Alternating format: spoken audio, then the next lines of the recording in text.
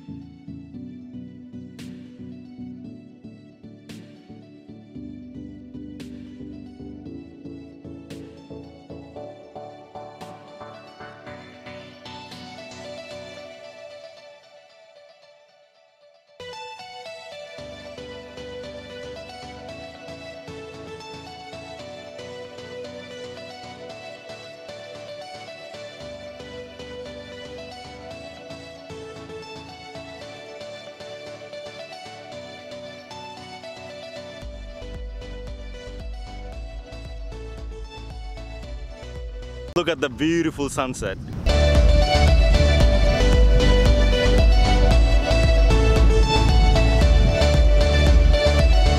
Alright guys, so that's the end of the video. I hope you guys liked it. We couldn't fly the drone too high because it was really windy. Also, I'm still a beginner. I didn't want to go too much out in the water and crash the drone. So yeah, whatever I got, I hope you guys enjoyed it. And there will be more drones video in very near future. So yeah, still I'm driving with the window down. Sunroof is open. So yeah, we enjoying the weather. Thank you for watching. Catch you in the next one. Till then, take care. Drive safe.